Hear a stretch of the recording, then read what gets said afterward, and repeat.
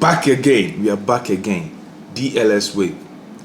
Today we are going to talk about something called Coup. Yeah, there are few things going up around in Africa, and we want to discuss. There's been about 3 coups, and few on the way, and we've been asked to make noise. I'm Ali Bongo Ondimba, President of Gabon, and I'm to send a message to all the friends that we have all over the world to tell them to make noise, For the people here have arrested me and my family. My son is somewhere, my wife is in another place, and I'm at the residence. Right now, I'm in the residence and nothing is happening. I don't know what's going on. So I'm calling you to make noise, really. I'm thanking you. Thank you. So we are here to make all the noise.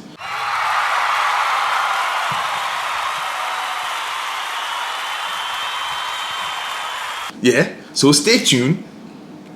Let's go.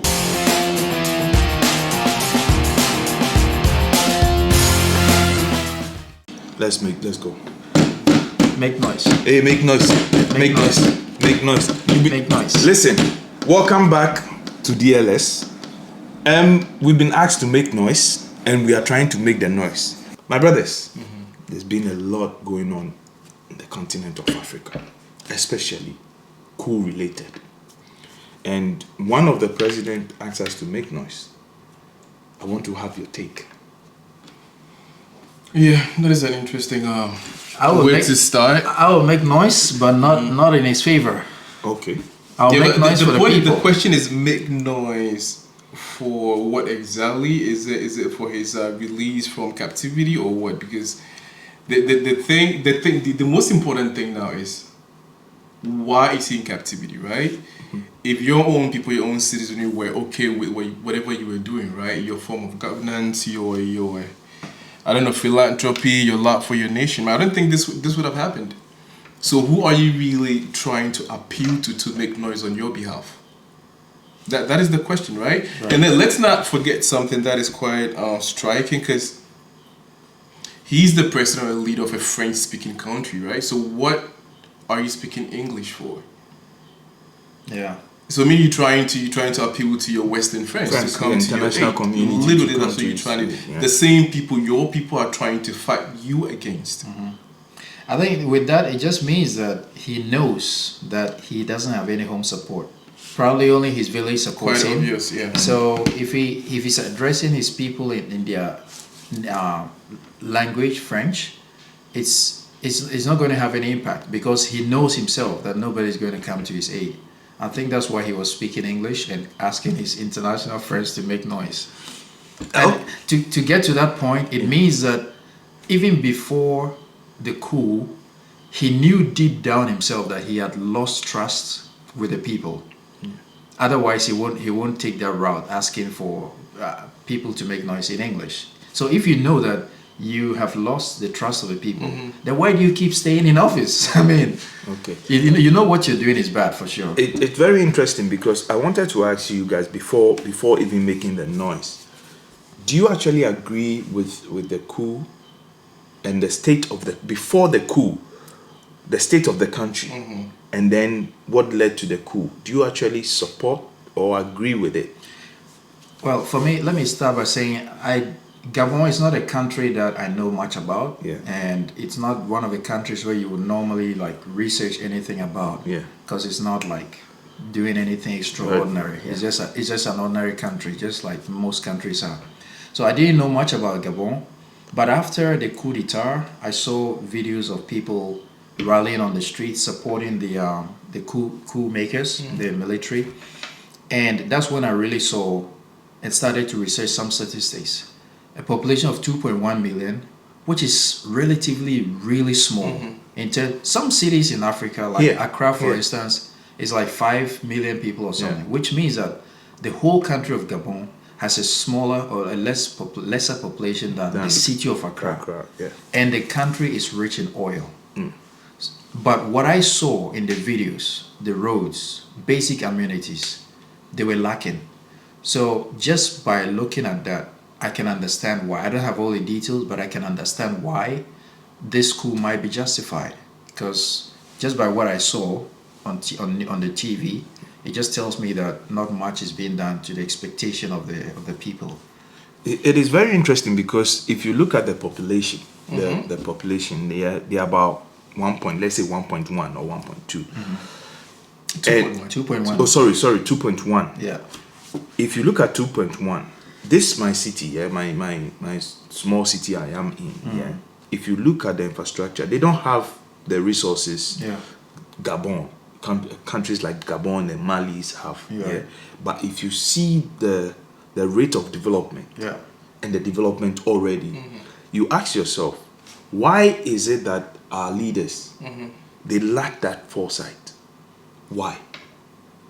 And before you answer the why, do you agree with what is going on to some extent?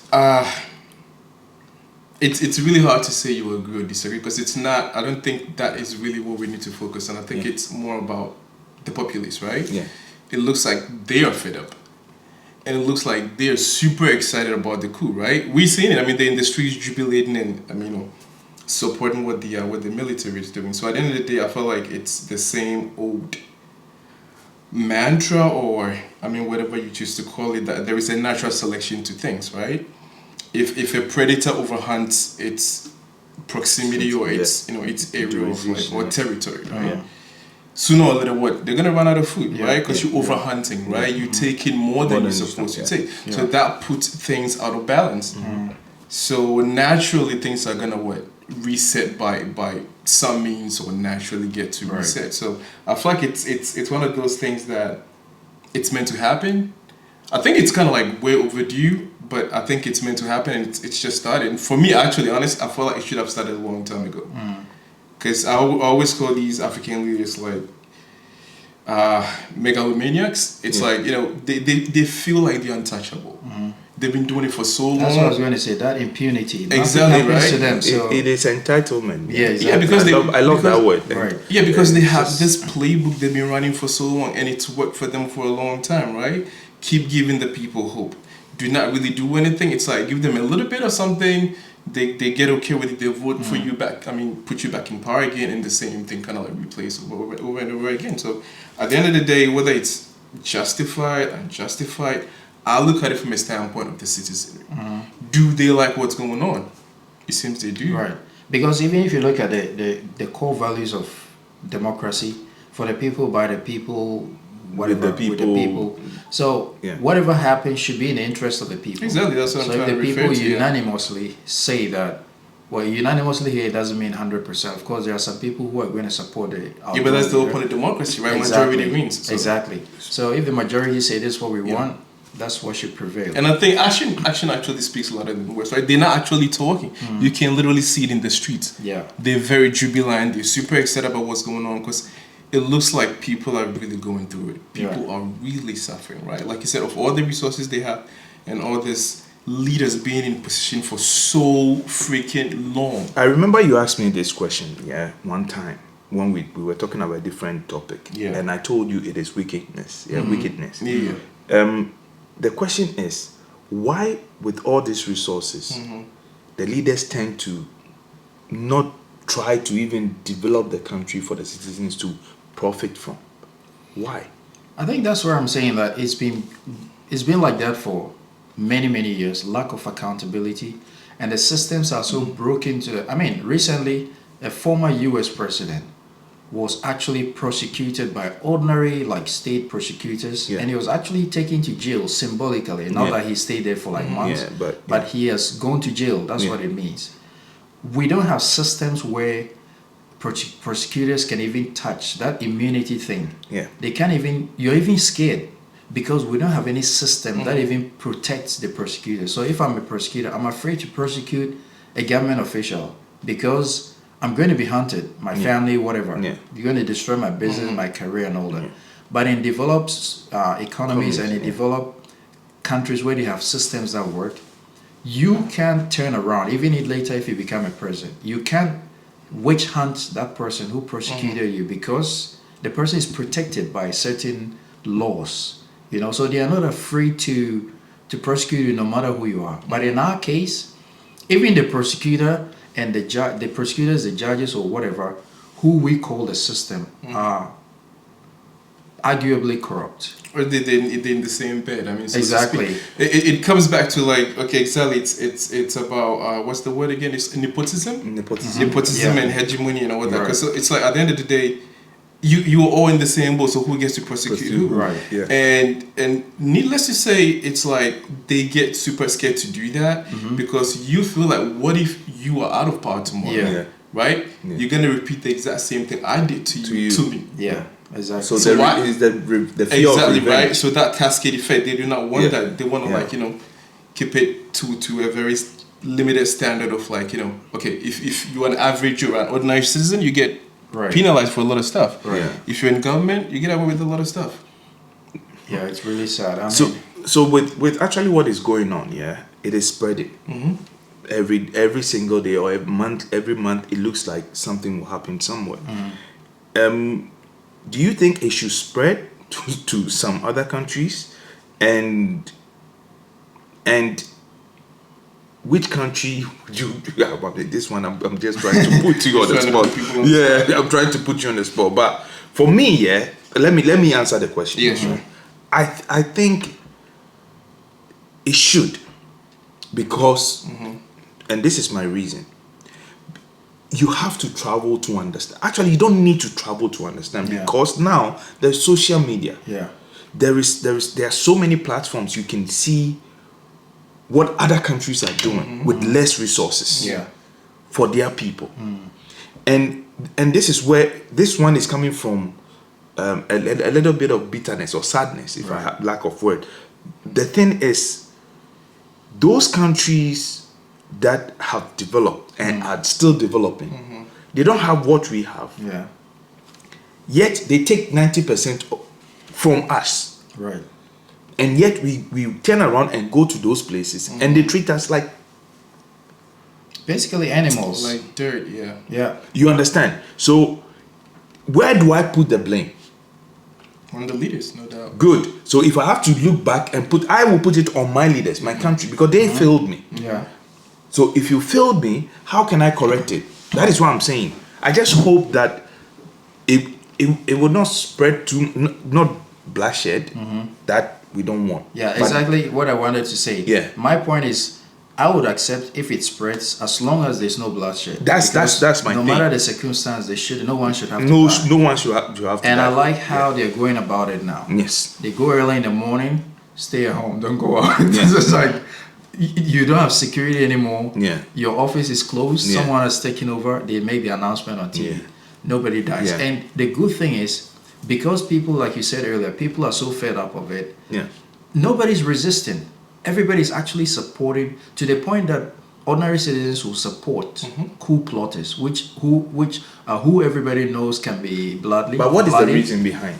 Because why the citizens, like, for me, like the way I feel, why do you think we feel like that? People already feel cheated, and they were looking for a SPAC, someone to start it. Yeah. And if you've started it, fine, then let's all join in. That's the sentiment now. Because you talk to any African youth, abroad or back home, and everyone seems to know what's going on except the leaders. Because, like you rightly said, with social media now, someone can sit or lie on his bed on his phone and see his friends traveling around the world, seeing TikTok videos. This is that streets are nice streets. Tidy.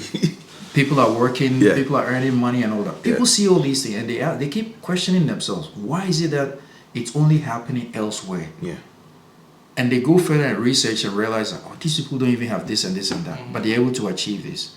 Why do we have this and this and that and we can't? So people have gradually come to the realization that we are being taken for a ride, but they don't know how to go about the change. So if someone has started it, Tilo, let's join in. Yeah. Because this is a chance. We can't let it slip by. I couldn't do it, someone has started, so let me join in. I think that's why people are getting excited about it.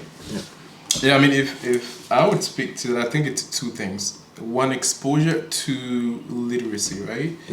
People are not getting more and more educated. People are becoming well learned, well-rounded in their education, and also exposure in terms of like social media, right? I think before there was a lot of things that we were not really seeing. You just hear about it, There was right? only one TV station. Exactly right. Yeah. There were grants, newspaper. Right. right? There were grants that we get. There were aid. There were all these, corrupt stuff, if we put it that way. But it wasn't like hearsay, right? But then now you kind of seeing it literally happen because people are documenting these things. Right. There are documentaries coming from Al Jazeera about there was this gold scandal thing going on. So it's like it gets out there and it's like there's no way the government can stop it. Even if you censor it, people have the way of kind of like going through the back door and getting all these videos out. Yeah. So people are now getting to see the real deal. Right. As opposed to before was just hearsay. Oh, did you hear about the government? Blah blah blah blah. It was all hearsay. So there was no real truth to it. And also in terms of like literacy, now people can read more, they can understand more, they can communicate more. People got friends overseas that they talk to, they send them pictures of their lifestyles. Right. Instagram, they see how their lives could be, right? So they kind of like look at this disparity between, okay, we're sitting on all these resources, these guys over there literally have nothing. Now, think about this, right? If you go to the West, everything is pretty much credit based. Yeah. Right? Back when we do everything, pretty much we call it cash and carry. Yeah. Right? You buy your own piece of land, you put up your own building from scratch, from the ground up. Yeah. In Europe and in the States and in the West, you have to get credit for literally everything. Mortgages. I mean, we do have mortgages, but they haven't been around for too long. Yeah. So people used to kind of think about it. So which side of the planet seems to be richer? If you have to buy everything on credit, your phone, I mean, your credit on your phone, right? Everything is like, They won't even allow you to buy cash if you have the money. You have to use whereas we do everything so legally. Exactly. So we have all these things that when you really compare it, it's like we actually are the ones kind of like, aiding or giving aid to the West. Right. But it actually looks like it's the opposite. Yeah. So like I'm saying, people are kind of beginning to grasp and understand all these little like, nuances that we did not used to kind of like get. So now people are being like, we're fed up. It's like we are totally fed up. We go to school, we finish our education, we got PhDs, we got degrees, we still have no work. Yeah. Let me just throw this one in closely related to what you said. I think I told you before off camera. I had this experience where someone was telling me, oh, the foreigners in say those people who are not in China, like in Guangzhou, especially like people from developing countries, Africa, they do like bad things and all that. And I was telling them, look, you have to look at the reality of the situation. And this is the truth. If you are, say, a native English speaker, you can teach English in China, whether you majored in English or not. Now, someone from a Western country, UK, US, whatever, 18, 19-year-old, comes here qualified to teach English, he gets a working visa. And he makes so much money. And when he's coming, he comes with a backpack.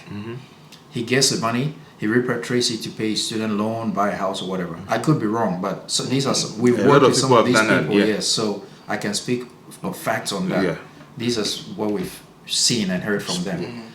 Someone who's coming from Africa doesn't have that same opportunity in China. No. So he comes as a businessman or businesswoman with his or her hard-earned money, deposits the money in China. Contribution. Exactly. Yeah. Deposits the money in China. He didn't earn the money in China. He brought it from outside, deposited it here with a business and took products home to sell. Yeah. Versus the guy who came with a backpack to take money here. Who is contributing more? This is just an analogy I'm making. Who is contributing more to the local economy? Yeah. And the person was like, oh, but these Western countries, one of the big companies. And I was like, yes, when a big multinational company is coming to do business in China, that is different. But think of the local individual who is coming to do business. They don't get the money here, and you don't even give them jobs here. Yeah. So what are you saying? Who is repatriating more money? I am bringing money to buy products, and the person who is coming to take money to go and pay back his student loan, who is contributing more? Let me add this to what you just said. We are diverting a little bit. Yeah, just so yeah. With the thing, if you look at the vast majority of Africans here, community, the amount of money we pump into just visa alone. Yeah. Comparing to our what do you call it? Western brothers, it's different. Yeah. because some of our brothers, every 3 months, every 6 months, or whichever, depending on the type of visa you get, you have to raise, and there are agents in between. So you pay times 3. Anyway, without us not diverting a lot, let's stick to the issue. Right. The next question is, why is a small country like France able to control so many countries in Africa like that?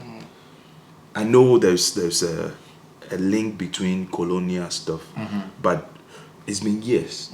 So why is it that all this government or president or leaders we pick? Oh, I think it's been since 1961. Good. So why is it that all these leaders we picked to lead us have not been able to clock that it is about time we do our things and do our things by ourselves?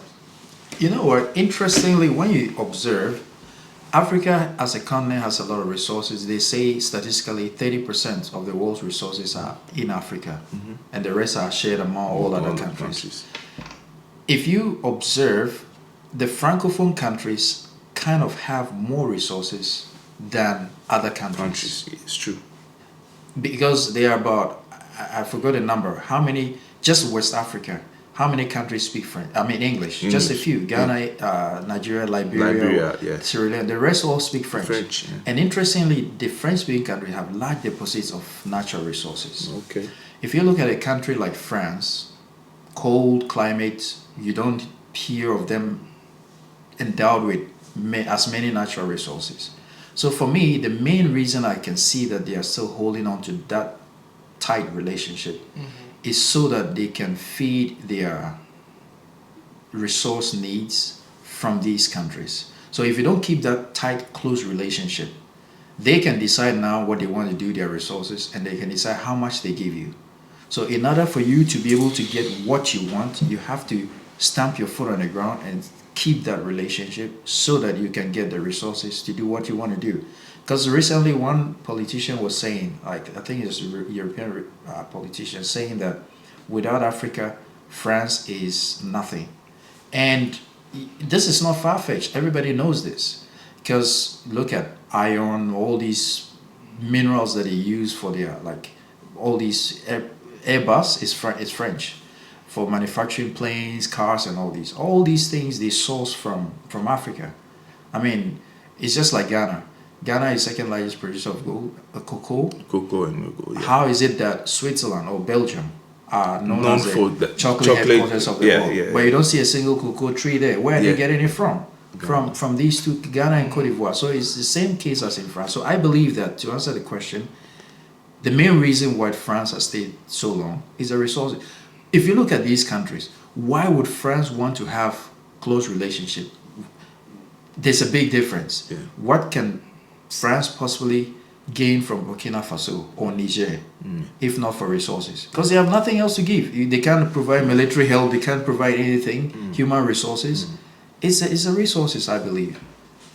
So the resources. Yeah, I think it's not really like it's not. It actually goes back open book, yeah. But it goes back to what you said earlier in your point. The reasons why you use social media, and now people are like, growing up, we didn't really understand all this. Yeah. If someone went abroad, we're like, wow, you went to France? You know.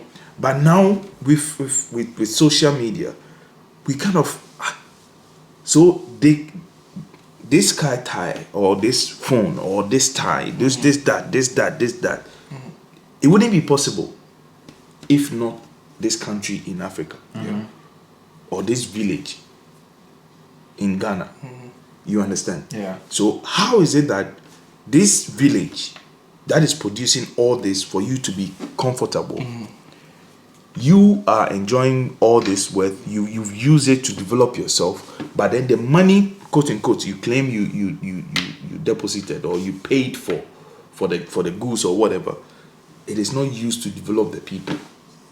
Yeah, but this is what I'm reading a book from Fyodor Dostoevsky. I don't know if you guys know him. He made this comment called logical confusion.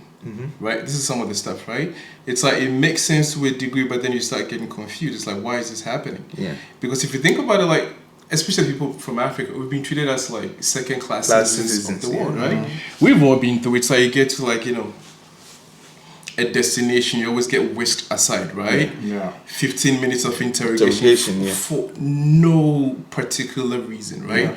Other than the fact that you hold an African passport.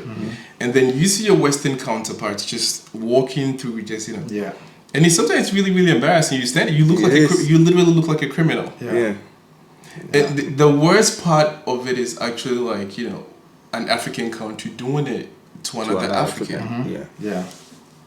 Right, I understand you could tell for national security reasons and whatnot, it's protocol. But then it's like, okay, I understand that, but it's not like I'm not seeing people walk through, which is pretty weird because they do not even look like people that belong to the continent, right? Yeah, yeah. You can tell these guys are from Canada or whatever. It's like they keep walking through, some visa free and whatnot. But your own African brother or sister or like, you know, comrade, whatever the word is, you have to like scrutinize them to a point that they get this intimidated vibe, Yeah. you know? Yeah. So again, I mean, not to, like you said, digress too much. We come back to why the leaders are allowing this to happen. It's all, I think it's mostly courage, right? They're not courageous enough to do what they're supposed to do. Because I've always said this, I feel like it's more complex than we actually think. Because I feel like once you come into power as a president, as a leader of Africa, I feel like there are certain parameters that you're not allowed to venture out of. Yeah, but there's okay. What example? Just like the reserves that these colonial African countries pay I'll into give you a French typical banks, example. right? So I feel like before you come into power, this thing is already like it's a done deal. So you're not even allowed to talk about it or debate it. So you just stay within these confines that you can operate. So you as leader, if you're bold enough, you're courageous, and you're like, no, this does not make sense. I need to do something. Especially somebody like, may he so rest in peace, the Libyan president, Gaddafi, right? Gaddafi. Yeah. Now current Rwandan president. Kagame, yeah. These people, so it goes back to the people we pick, leadership.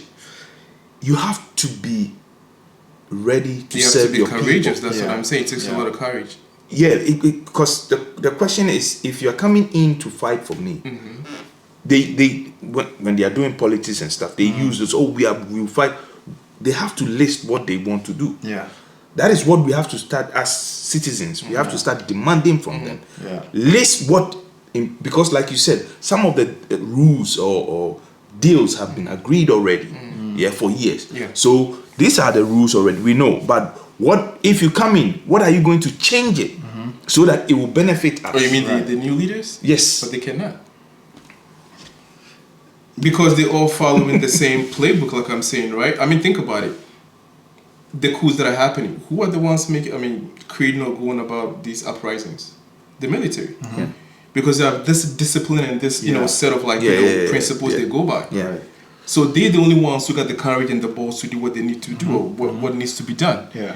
I mean, look at that guy. What's his name? The Nigerian president or whatever the Gabon. No. The Trey. The young guy. The youngest guy. Yeah, the youngest. Is it Burkina Faso. Yeah, Burkina I mean, look at the guy's charisma, right? Yeah. How many African leaders can you see are very outspoken and very bold like he is? Yeah. Because I'm saying he's got the military discipline, the principles, and he knows how to go about stuff in a bold and courageous way. Right. But all of this have just followed politics, right? They're just regular politicians. They just, average politicians. They just go by the book. And if you sorry, let me come in. If you look at how he in particular is conducting himself, he's made it very clear. He's still wearing his military uniform. He's not put any general whatever, just ordinary combat whatever.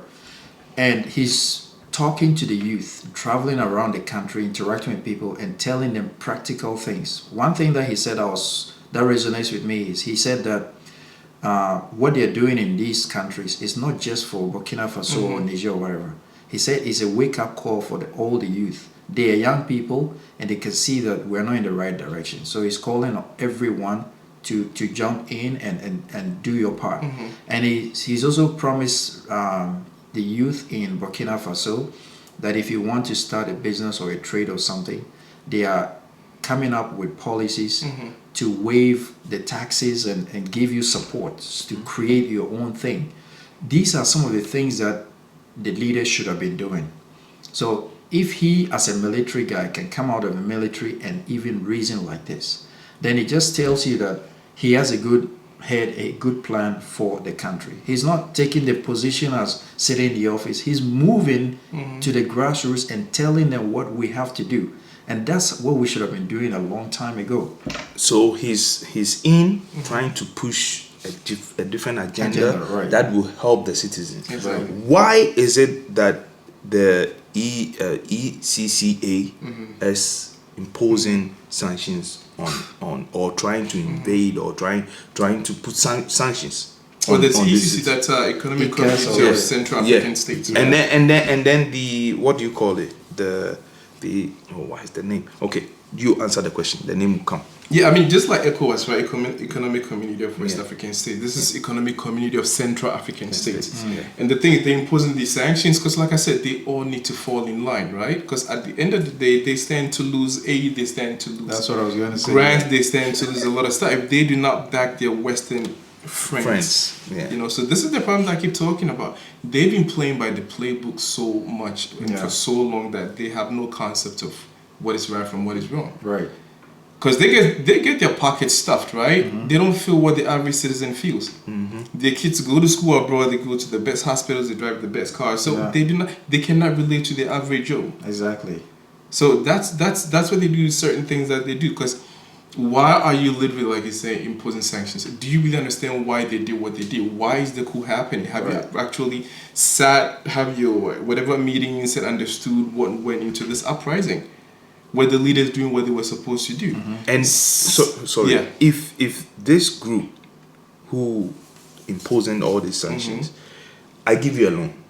I've been giving you loans for years, and you always tell me I'm building roads, I'm doing that, and there's no evidence to show. And somebody says, no, I have to stop you.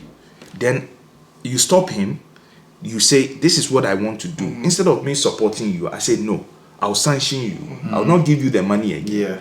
But the monies you've been giving, is it because I don't account for it to my people, or I enjoy you oppressing your people? Right. Well, logically, I cannot find the... And I'll even add to what you're saying by saying that even the money or the aid, the aid, who wakes up to give your salary to somebody else? Exactly. If you don't have an interest. It's like I earn a salary and every month I take 20%. And some of these aids they are constant figures, like to support your health sector, to support your education. Some of these monies, that's why anytime they threaten, we will cut some aid. Some of this aid is constant. Do you think that a developed country, like I give the analogy of a salary, do you think any country doesn't like their money to the point where they will constantly give a percentage of their budget to you monthly or yearly if they don't have an interest? Who does that? That's a very good question. You know, so even the money they are giving you, it is the money they are taking from you that they're giving some back to you. Because think of it, nobody gives, even if it's your mom, you're going to give all your salary to your mom every month. It doesn't work that way. So I mean, it's the case where you're just being deceived that we're giving you aid, but actually that money belongs to you. It's just what they took from you that they're giving some back to you.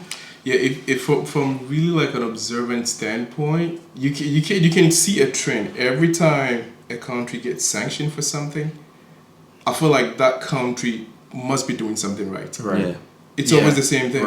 The West imposing sanctions on Russia, Uganda, right? So LGBT, right? This is a country that they like an independent country, right? And imposing sanctions on them for not, quote unquote, implementing whatever, like human rights for LGBT and whatnot. But they have their own culture, they have their own traditions and everything. But think about the concept, right? When you impose sanctions on people like that, what are you literally doing? You're starving children and women for what? Right. Because that's what you're literally doing. It's like people did not look at the concept or in that context here. For people, it's like, you're just going to starve. I'm not going to give you this money. You and your people can starve because you're not doing what I'm saying. So that means that actually the aid they are giving because they are gaining something. It's not because they are giving it to develop the people. Because I always feel like there's always room to kind of sit and talk things over because and it's true. Right? If you're trying to, I'm trying to develop you, and then it's not working. I've not seen anything for years, centuries, and I'm happy, and I keep giving you the money, and then you come in And then you said, listen, I can use this money to do triple. Yeah. And then I'm like, no, I'm not giving you the money anymore.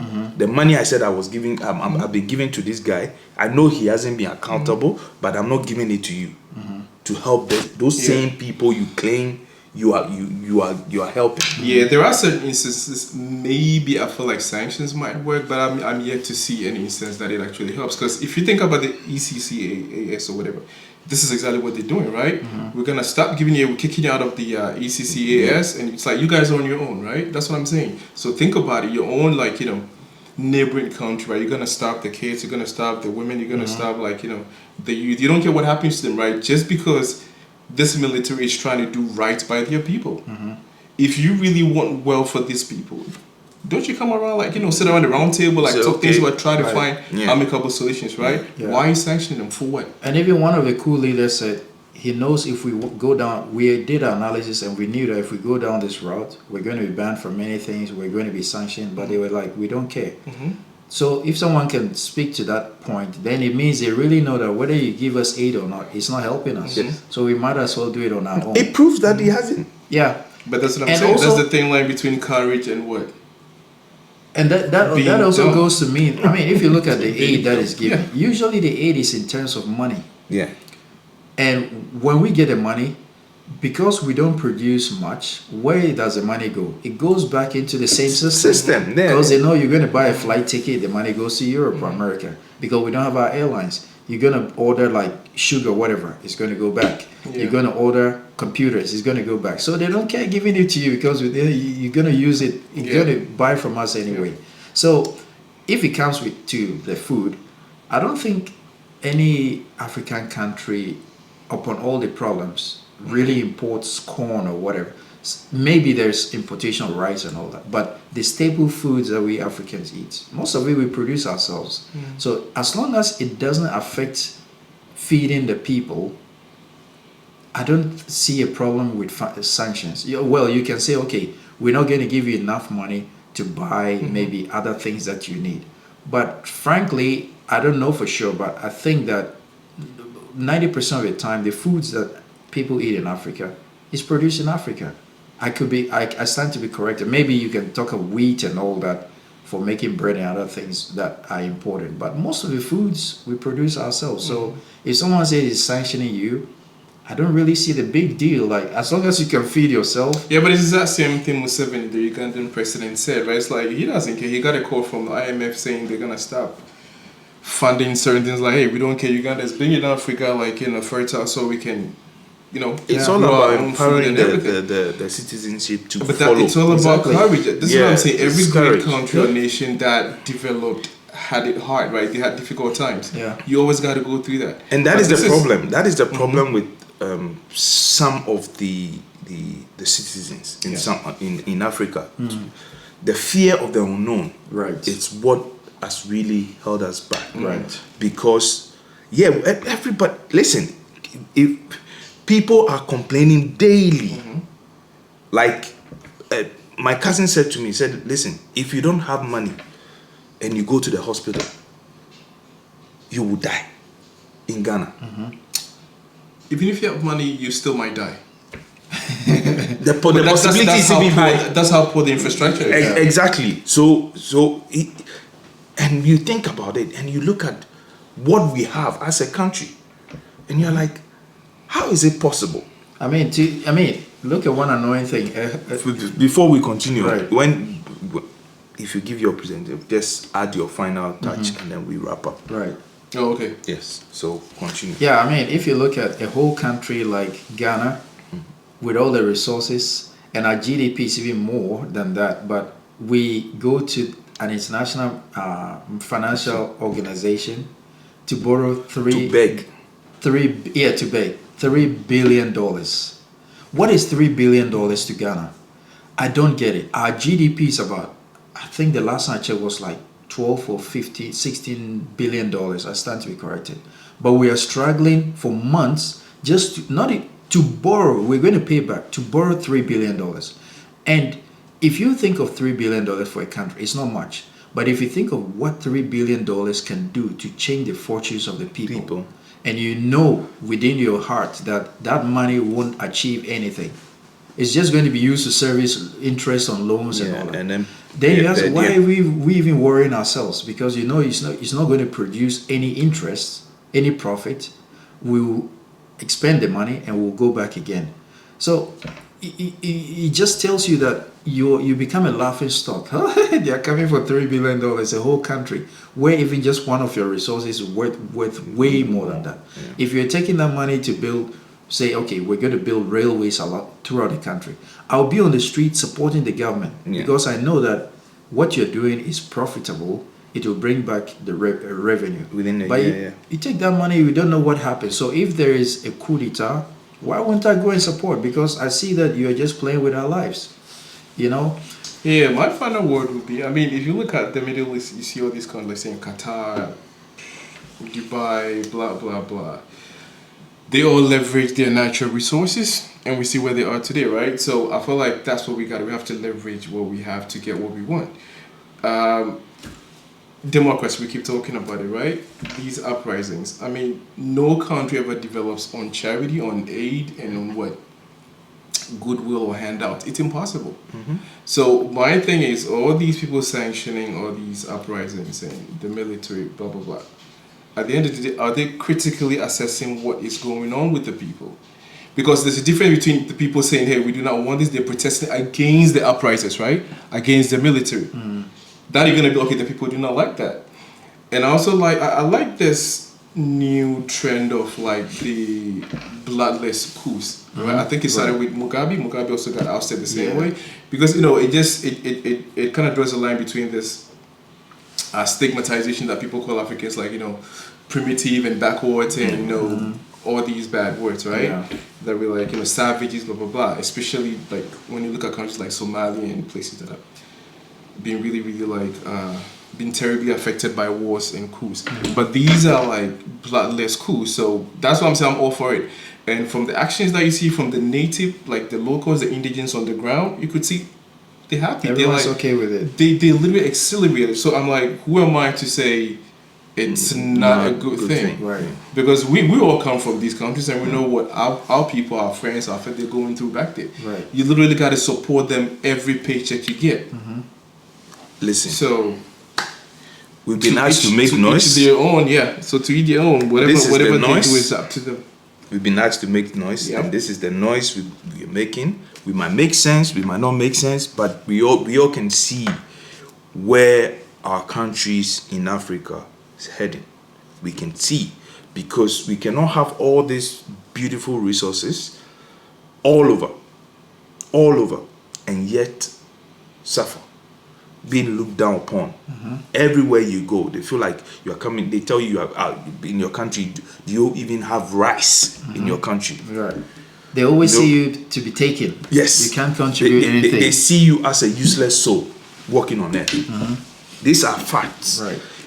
All these things happening or is happening because of poor leadership. Right. We just hope that those coming, the next generation, they are seeing. For me, I always say the most dangerous thing, is someone who doesn't have anything. No children, no kids. Right. And Africa has the most youthful youth right. in the world. Mm-hmm. And it's dangerous. Mm-hmm. So to our leaders, if you know you've been put in a position, do the right thing. Oh, let me come in with one final thing. Now we heard, like, you know, Nigeria and like other countries, they're kind of reshuffling their military. Now they're all trying to set up, right? No, I mean, think about the logic, right? If they did not have anything to worry about, why are they reshuffling their military? It's coming. I mean, if you trust the people around your system, they trust your leadership and everything. Right. Why are you reshuffling your military? But I mean, reshuffle or not, if it's gonna come, it's gonna come. It's gonna happen. Because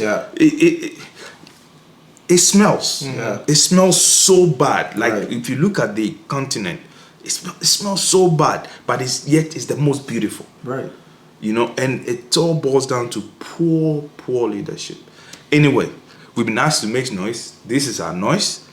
We will come back for another chapter later on because there are more coming. We know for sure because we are hearing rumors, and we hope there is more. So, without much we do, we end the program here. Like, share, and subscribe. And tell someone. Join us. Leave your comment. Leave your suggestions. And share. We are out. Peace out.